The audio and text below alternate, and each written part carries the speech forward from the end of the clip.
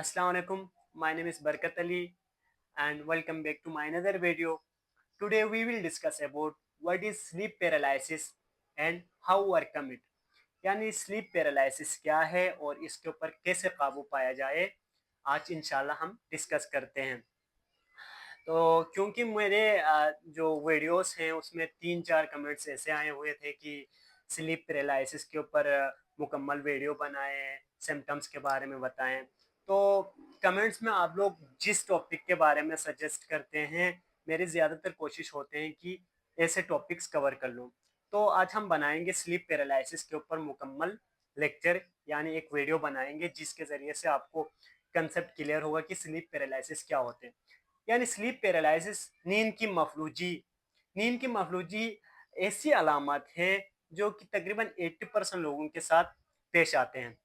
मिसाल के तौर पे आपको सोते वक़्त सोने से तकरीबन यानी आपको नींद आने से तकरीबन 15-20 मिनट पहले या नींद से जागने से 10-15 मिनट पहले या कुछ सेकंड पहले एक ऐसी हालात या एक ऐसी कैफियत का सामना करना पड़ते हैं जिसमें आपको लगता है कि कोई चीज़ आपके ऊपर वज़न लगा रहा हो या आपके जो सफोकेशन हो रहा हो, आपको सांस लेने में दुश्वारी हो रहा हो या कोई साया नज़र आ रहा हो या कोई आवाज़ सुनाई दे रहा हो, ऐसी सिचुएशन का सामना करना पड़ता है। इसको नींद की मफलूजी या स्लीप पैरालिसिस कहते हैं। ये कोई परमानेंट यानी कोई परमानेंट बीमारी नहीं है जिसके ज़रिए से आपको किसी बड़ी नुकसान का सामना करना पड़े या आपके ऊपर परमानेंट कोई ऐसा असर छोड़े जिसके ज़रिए से आपकी ब्रेन स्टॉर्मिंग वगैरह हो, यानी ब्रेन के जो हेल्थ है उसके ऊपर इफ़ेक्ट पड़े। ये कोई इतना सीरियस मसला नहीं है। ये आमतौर पर हो जाते हैं जो कि आपकी नींद की रूटीन वगैरह या आपकी डाइट की रूटीन वगैरह सही तरीके से नहीं होने की वजह से आपको इस मसले का सामना करना पड़ता है। तो अ, हम इसके जो डेफिनेशन है उसके ज़रिए से आपको समझाने की कोशिश करते हैं। What is sleep paralysis? यानी sleep paralysis is a temporary inability to move और स्पीक। यानी स्लीप पैरालिसिस नींद की मफलूजी एक आरिजी हालत है जिसमें आपको मूवमेंट करना या बोलने में दुश्वारी का सामना करना पड़ते हैं। किस वक़्त? यानी व्हाइल फॉलिंग अस्लीप और वेकिंग अप, सोते वक़्त या जागने से पहले। ये उस वक़्त होते हैं जब आपके रैपिड आई मूवमेंट यानी आरईएम ब्रेनस्टॉर्मिंग के दौरान होते हैं, जिसमें ये होते हैं कि आपकी दिमाग तो मुकम्मल तौर पे जाग जाते हैं, लेकिन आपकी बॉडी अभी तक मफलूज रहते हैं या पैरालाइज़ रहते हैं, नींद की हालत में रहते हैं। इस वजह से ये चीज़ रोनुमा होते हैं। अगर हम इसके सिम्पटम्स बताने जाएँ, यानी कि इसके जो सिम्पटम्स हैं वो कौन-कौन से हैं?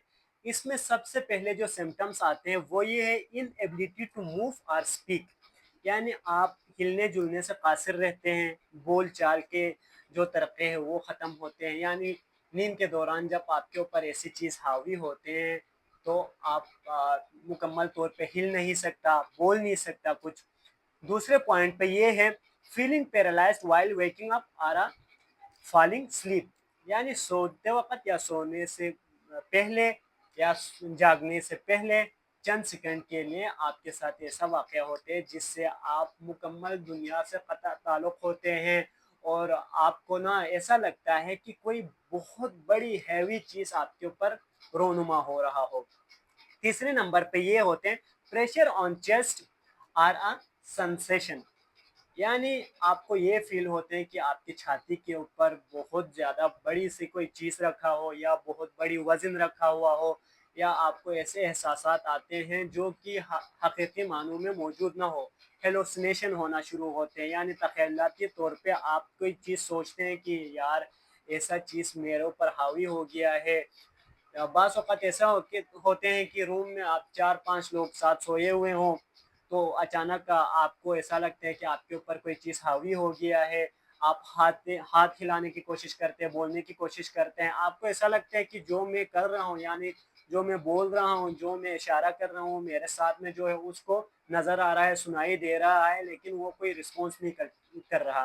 حقیقت میں ایسا کچھ نہیں ہوتا، کیونکہ آپ کے ساتھ جو چیز ہو رہا ہے وہ ساتھ میں جو بندے ہیں یا بندی ہیں اس کو کچھ بھی پتہ نہیں چلتا، کیونکہ یہ آپ کی دماغی حالت کے اوپر ڈپینڈ کرتے ہیں، کیونکہ یہ ایک ہیلوسینیشن ہے، یعنی اس کے حقیقی معنی اس سے کوئی بھی تعلق نہیں ہوتا۔ اب اس کے بعد ہم بتائیں گے کہ اس کے اوپر اوور کم کیسے کریں، یعنی اس کا جو علاج ہے وہ کیسے کریں، اس کے اوپر ہم قابو کیسے پائیں۔ سب سے بہترین حل یہ ہے کہ آپ اپنی سلیپ روٹین کو مکمل بنائیں۔ اگر آپ 3 گھنٹے 2 گھنٹے 1 گھنٹہ سوتے ہیں تو آپ نے پراپر نیند پوری کرنا ہے، 6 سے 7 گھنٹہ لازمی ہے۔ اس کے ذریعے سے جتنے آپ کی نیند پوری ہوگی اتنے آپ کی جو دماغ ہے وہ فریش رہے گا، تو ادھر ادھر کی باتوں کے اوپر آپ کو یعنی سوچنے کی ٹائم نہیں ملے گا، یا آپ کا مائنڈ فریش ہوں گے تو غلط خیالات آپ کے ذہن میں نہیں آئے گا۔ اور دوسرے پوائنٹ پہ سلیپ ہائیجین، یعنی سلیپ میک ہائیجین، آپ جہاں پہ سوتے ہو، جس جگہ سوتے ہو، لازمی بات ہے جو چیز اگر آپ کوئی بھی چیز صاف نہیں رکھتے ہیں تو اس کا ایفیکٹ ضرور ہمارے ہیلتھ کے اوپر پڑتے ہیں۔ آپ جس جگہ پہ سوتے ہیں، جس بستر میں آپ سوتے ہیں، کوشش کریں کہ جتنا ہو سکے اس کو صاف رکھیں۔ آپ جو ڈریس پہنتے ہیں یعنی سلیپنگ ڈریس پہنتے ہیں وہ کوشش کریں کہ صاف ہو، یعنی جب جگہ صاف ہوں گے تو آپ کو نیند بھی اچھا آئے گا اور ایسی خیالات بھی ایسی واقعات بھی رونما نہیں ہوگا۔ تیسرے پوائنٹ پہ آتے ہیں سلیپ انف، یعنی جو پہلے بتایا کہ آپ کی جو ٹائمنگ ہے نیند کی ٹائمنگ ہے پوری کریں 6 سے 7 گھنٹے۔ اور چوتھے پوائنٹ پہ آتے ہیں سلیپ ایٹ یور سائڈ، یعنی بعض اوقات ایسے ہوتے ہیں کہ آپ جس جگہ پہ سوتے ہیں وہ جگہ چینج کرتے ہیں تو بھی ایسے چیزیں رونما ہوتے ہیں، یعنی آپ کو یہ عادی ہے کہ آپ کسی بیڈ کے اوپر سوتے ہیں، کسی نہ کسی دن آپ کو اتفاق ہوا کہ آپ بیڈ سے اتر کے نیچے سوئیں، تو اس سے بھی آپ کی سلیپ ٹائمنگ وغیرہ سلیپ روٹین وغیرہ چینج ہوتے ہیں، اور اس کا جو ایفیکٹ ہے وہ آپ کے مائنڈ پہ پڑتے ہیں، جس کی وجہ سے آپ کو ایسی حالات کا سامنا کرنا پڑتے ہیں۔ اب چوتھے نمبر پہ یہ آتے ہیں کہ آپ کی جو ڈائٹ ہے، جو خوراک آپ لیتے ہیں وہ پراپر لے لیں، جنک فوڈ زیادہ نہ کھائیں، ہیوی فوڈ زیادہ نہ کھائیں، پراپر کھانا کھائیں، یعنی جب کھانے کے ٹائم ہو اس وقت آپ کھائیں، بار بار کھانا کھاتے نہیں رہیں، تو انشاءاللہ یہ سارے چیزیں کریں گے تو آپ کی جو ہیبٹس ہے یعنی جو عادات ہیں ان میں بھی چینج آئے گا، اور جو پرابلم آپ کے ساتھ رونما ہو رہے ہیں وہ بھی ختم ہوگا۔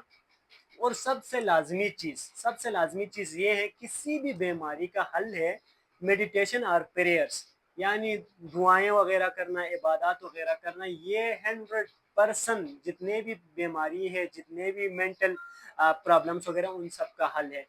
جتنا آپ اللہ کے ساتھ جڑے رہیں گے، آپ دعائیں کریں گے، عبادات کریں گے، تو آپ کے جو روحانی اور جسمانی دونوں صحت کے لیے مفید ہوں گے، اور اس سے ہماری ایک عادت بن جائیں گے، ایک رابطہ بنیں گے اللہ کے ساتھ، جس کے ذریعے سے ہم اپنی دنیاوی اور اخروی دونوں زندگی سنوار سکتے ہیں۔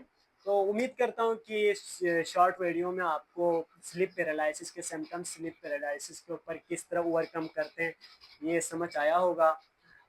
جڑے رہیں میرے ساتھ اور اسی طرح سپورٹ دکھاتے رہیں۔ آپ لوگ اپنے حساب سے کوئی بھی ٹاپک سجیسٹ کر کے مجھے کمنٹ کر لیں یا میسیج کر لیں، انشاءاللہ اس کے اوپر کوشش کروں گا کہ اب بریفلی ایک ویڈیو بنائیں۔ تب تک کے لیے اپنا بہت زیادہ خیال رکھیں اور دعاؤں میں یاد رکھیں، جڑے رہیں اگلے ویڈیو کے لیے، تب تک کے لیے خدا حافظ۔